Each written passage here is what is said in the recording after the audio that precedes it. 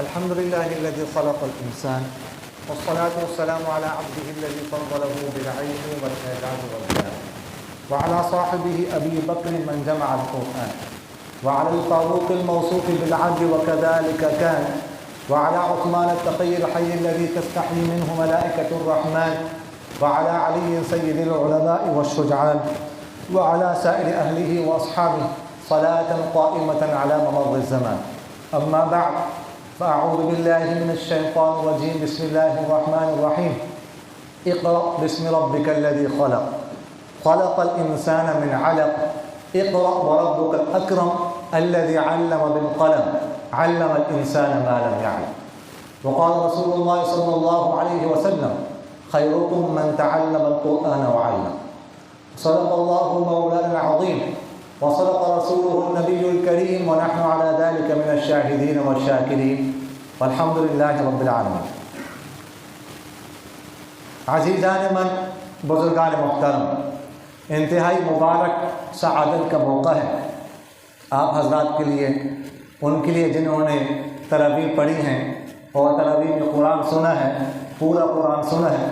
یہ اللہ کی مدد سے ہوتا ہے، اللہ کی توفیق سے ہوتا ہے. انتہائی مبارکباد کے مستحق ہیں آپ سب حضرات. اگر سنانے والے نے سنایا ہے تو وہ بھی آپ کی برکت سے. آپ پیچھے کھڑے ہوتے ہیں تو سنانے والے نے سنایا ہے، تو اصل مبارکباد کے مستحق تو آپ حضرات ہی ہیں.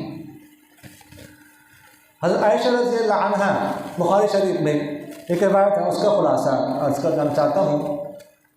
فرماتی ہیں وحی سے پہلے کہ وحی کی ابتدا کیسے ہو، تو فرماتے اول ما بدأ به رسول اللہ صلی اللہ علیہ وسلم من الوحی اور رؤیا صالح، کہ وحی کی ابتدا ہوئی تھی سچے خوابوں سے. وہ فرماتی ہیں کہ حضور اقدس صلی اللہ علیہ وسلم جب کوئی خواب دیکھتے تھے تو صبح کے اجالے کی طرح بالکل اسی طرح ہوتا ہے. خواب دیکھا، صبح کو اگلے دن ایسا ہی ہوا جیسے خواب دیکھا. اور یہ سلسلہ 6 ماہ پر مشتمل ہے. یعنی ابھی نبوت کا اعلان فرمائیں گے 40 سال پر، تو اسے 6 ماہ پہلے سلسلہ شروع ہو گیا. اسی وجہ سے نبوت کیا نام ہے، خواب کو نبوت کا 46واں حصہ کہا جاتا ہے، کہ جو وحی کے بعد کا زمانہ ہے وہ 23 سالوں پر مشتمل ہے. 23 سالوں پر، اور اگر 6 ماہ کو آپ دوسری طرف دیں گے 46 بن جائیں. یہ 23 کا گویا کہ 46واں حصہ. حدیث شریف میں آتا ہے کہ سچا خواب یہ نبوت کا 46واں حصہ، کیونکہ وہ سلسلہ جو خوابوں پر مشتمل تھا 6 ماہ پر محیط. اس کے بعد فرماتی ہے کہ ثم حبب الیہ الخلاء، آپ صلی اللہ علیہ وسلم کے لیے تنہائی محبوب بنا دی گئی. تنہائی میں بیٹھتے تھے، بس تنہائی میں خوش رہتے تھے. یہ آپ صلی اللہ علیہ وسلم ایک کیفیت ہوتی ہے جب کوئی انسان اللہ جل جلالہ کی طرف انابت کرتا ہے، رجوع کرتا ہے، تو پھر اس کو تنہائی پسند ہوتی ہے. وہ یہ چاہتا ہے کہ میں تنہائی میں بس میں ہوں اور میرا رب ہو، کوئی اور ہمارے ساتھ تیسرا نہ ہو، بس تنہائی اس کو پسند رہتی. تو آپ صلی اللہ علیہ وسلم بھی تنہائی کو پسند فرمانے لگے، اور فرماتی ہے کہ غار حرا جایا کرتے تھے. غار حرا جاتے تھے، توشہ اپنے ساتھ لیتے تھے، کچھ دن گزارتے تھے، پھر آتے تھے کچھ دن کے لیے، پھر توشہ لے جاتے تھے. کتنے دن، 40 دن، ہفتے بعد، مختلف اقوال ہیں. وہاں پر جاتے تھے غار حرا میں عبادت کرتے. غار حرا کا انتخاب اس لیے فرمایا کہ غار حرا جبل نور میں ہے، وہاں سے خانہ کعبہ بالکل واضح طور پر نظر آتا. اب تو خود بلڈنگیں بن گئی، پہلے خانہ کعبہ نظر آتا تھا، تو خانہ کعبہ پر بھی نظر پڑتی ہے اور تنہائی بھی ہے، نور علی نور ہے. اور عبادت کرتے تھے کس چیز کی؟ قرآن تو نازل ہوا نہیں تھا، نمازیں تو ابھی فرض ہوئی نہیں تھی، تو ملت ابراہیمی کے کچھ آثار تھے، ان کی عبادت کیا کرتے تھے. تو فرماتی ہے عائشہ رضی اللہ عنہ کہ ایک دفعہ غار حرا میں تھے کہ فرشتہ حضرت جبرائیل علیہ السلام آ گئے. حضرت جبرائیل علیہ السلام نہ تو اپنی اصلی حالت میں تھے اور نہ ہی بالکل انسانی شکل میں تھے، درمیانی سی کیفیت تھی. اصلی حالت میں تو تھے نہیں، مگر نہ وہ غار میں کیسے آ سکتے. تو اس لیے درمیانی کیفیت تھی، اور آ کر کہنے لگے اقرا، پڑھ۔ تو آپ صلی اللہ علیہ وسلم فرمانے لگے ما انا بقارئ، کہ میں تو پڑھا لکھا نہیں ہوں، میں نہیں پڑھ سکتا۔ تو آپ صلی اللہ علیہ وسلم فرماتے ہیں فاخذنی فغطنی، کہ جبرائیل علیہ السلام نے مجھے ایسے پکڑا اور بھینچا، زور سے دبایا، حتی بلغ منی الجوع، یہاں تک کہ جبرائیل علیہ السلام مجھ سے مشقت میں پہنچ، چھوڑ دیا پھر مجھ سے فرمایا اقرا، پڑھو۔ پھر میں جواب دیا ما انا بقارئ، کہ میں پڑھا لکھا نہیں، میں نہیں پڑھ سکتا۔ پھر مجھے پکڑا اور بھینچا، زور سے دبایا، پھر مجھے چھوڑ دیا۔ پھر فرمایا کہ اقرا، پھر میں وہی جواب دیا کہ میں نہیں پڑھ سکتا۔ پھر مجھے پکڑا، بھینچا، زور سے دبایا، پھر چھوڑا مجھے۔ پھر اقرا بسم ربک الذی خلق خلق الانسان من علق اقرا وربک الاکرم، یہ جو آیات ہم نے آج تراویح میں تلاوت کی ہے، یہ آیات نازل ہوگی۔ اب سوال یہ پیدا ہوتا ہے کہ جبرائیل علیہ السلام فرماتے اقرا، اور آپ صلی اللہ علیہ وسلم آگے سے فرماتے ہیں کہ میں نہیں پڑھ سکتا، یہ کون سا مشکل ہے؟ کوئی مشکل ہے؟ اقرا، بچے سے کہہ دو تو بچے بھی کہہ دے گا اقرا۔ تو آپ صلی اللہ علیہ وسلم کیسے کہہ رہے کہ میں نہیں پڑھ سکتا؟ تو اس میں محدثین نے بہت لمبے چوڑے بات کی۔ اس کا ایک جواب تو یہ ہے کہ وہ جو کہہ رہے کہ حضرت جبرائیل علیہ السلام وہ پرچی کی تختیوں پر لکھا ہوا ہے، وہ لکھا ہوا پڑھے، ایسے دکھا رہے ہیں۔ اور چونکہ آپ صلی اللہ علیہ وسلم تو پڑھے لکھے نہیں تھے، تو اس لیے فرمایا کہ میں نہیں پڑھ سکتا۔ اور پھر بار بار بھینچا، دبایا کیوں؟ تو وہ توجہ ڈالنے کے لیے، اصل میں وہ اللہ کا کلام ہوتا، براہ راست اللہ سے نکلا ہوا کلام ہے، اور اللہ کے کلام کا میں انتہائی ثقل، اللہ کا کلام ہے، یہ معمولی تو نہیں۔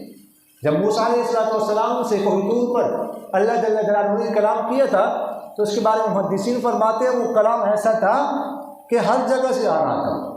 اب میں آپ سے کلام کروں تو ادھر سے آپ سن رہے ہیں، لیکن اللہ کا کلام تھا، ہر جگہ سے آ رہا تھا، اور موسیٰ علیہ السلام بھی ہر جگہ سے سن رہے تھے، صرف کانوں سے نہیں۔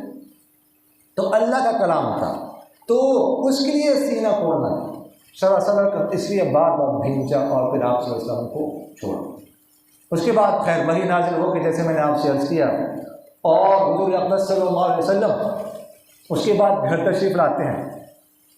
اچھا، یرجف فؤادہ، بخاری شریف کے الفاظ ہے کہ دل دھڑک رہا ہے آپ صلی اللہ علیہ وسلم، اور حضرت خدیجہ سے فرماتے ہیں زملونی زملونی، چادر اڑاؤ، چادر اڑاؤ، کمبل اڑاؤ۔ حضرت خدیجہ رضی اللہ عنہ بھی فوراً چادر اڑاتی ہے، یہ نہیں پوچھتے کیا ہو، کیونکہ اگر آپ صلی اللہ علیہ وسلم مناسب سمجھیں گے تو بتا دیں گے، اگر مناسب نہیں سمجھیں گے تو نہیں بتائیں۔ بہت ہوشیار خاتون تھی، اگر ہماری خواتین ہماری بیویاں ہوتی تو ہمیں سونے نہ دیتے کہ ہوا کیا، پہلے ہمیں یہ بتا، پہلے سے بندہ پریشان ہو، آگے سے نہیں بتانا پڑے گا یہ ہوا کیا ہے۔ انہوں نے کہا نہیں، کچھ بھی نہیں پوچھا، کہ جب خود مناسب سمجھیں گے تو بتائیں گے، اگر مجھے بتانے والی بات ہوئی، اگر مجھے بتانے والی بات نہ ہو تو نہیں بتائیں گے۔ تو اس کے بعد جب آپ صلی اللہ علیہ وسلم پھر اس کے بعد کچھ دن آرام فرمانے کے بعد فرماتے ہیں کہ لقد خشیت علی نفس، حضرت خدیجہ سے فرمایا کہ مجھے اپنی جان کا خوف، جان اپنے جان پہ ڈر گیا، خوف۔ کیا مطلب اس کا؟ مطلب اس کا یہ ہے، یا تو اس وقت مراد لے رہے کہ جب حضرت جبرائیل نے مجھے دبایا، یا یہ ہے کہ دوسرا مطلب کہ بہت بڑی ذمہ داری ہے، اس کو کیسے نبھاؤں، ہر طرف شرک ہی شرک ہے، کفر ہی کفر۔ اب ان کو اپنی دعوت دیں گے، 360 بت رکھے ہوں خانہ کعبہ، یہ حالت ہے۔ باقی یہ ہے کہ نبی کو شک نہیں تھا، نبی کو شک نہیں ہو سکتا وحی کے بارے میں، نہیں وحی نازل ہو جائے اس کے بعد نبی کو شک ہو ہی نہیں سکتا، فوراً یقین ہوتا ہے، یہ ممکن نہیں کہ نبی کو شک ہو جائے۔ تو حضرت خدیجہ کو بتایا کہ اس طرح یہ ہو گیا، یہ اس طرح ایک آیا، ایک شخصیت آئی اور یہ گفتگو ہو، اور فرمایا لقد خشیت علی نفسی، مجھے اپنی جان کا ڈر۔ آگے سے جو حضرت خدیجہ نے جواب دیا بہت پیارا جواب۔ ابھی نبی کا دل دھڑک رہا ہے، نبی لرز رہے ہیں، آگے سے تسلی دے رہی حضرت خدیجہ بیوی۔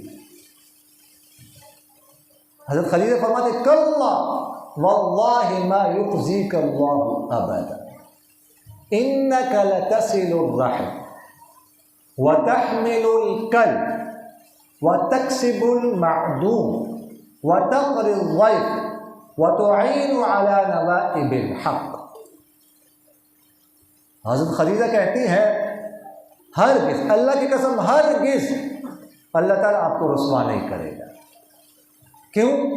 آگے دلائل بھی دے رہے ہیں، انک لتصل الرحم، بے شک آپ صلہ رحمی کرتے ہیں، صلہ رحمی کرنے والے ہیں، وتحمل الکل، اور آپ محتاجوں کی ذمہ داری اٹھاتے ہیں، وتکسب المعدوم، اور جو نادار قسم کے لوگ ہوتے ہیں ان کے لیے کماتے ہیں، وتقری الضیف، اور مہمانوں کی ضیافت مہمان نوازی کرتے ہیں، وتعین علی نوائب الحق، اور جو حق کی وجہ سے مصیبت پریشانی آتی ہے آپ ان میں مدد کرتے ہیں۔ یہ جملے ارشاد فرمائے، یہ جو صفات ہیں نا، ساری ایمانی صفات ہے، یہ سارے وہ کام ہے جو دوسروں کے لیے ہیں۔ حضرت خدیجہ نے یہ نہیں کہا کہ آپ تو غار حرا میں 40 دن تک عبادت کرتے ہیں، یہ نہیں کہا، عبادت تو کرنے چاہیے، عبادت سے ہی تو انسان آگے نکلتا ہے، لیکن اس کا تعلق کس کے ساتھ ہے؟ اپنی ذات کے ساتھ ہے۔ یہاں پر ساری وہ صفات ہیں جن کا تعلق دوسروں کے ساتھ ہے۔ مطلب کیا تھا خدیجہ کا کہ آپ تو دوسروں کے کام آتے ہیں، اللہ تعالیٰ آپ کو کیسے رسوا کر سکتا ہے؟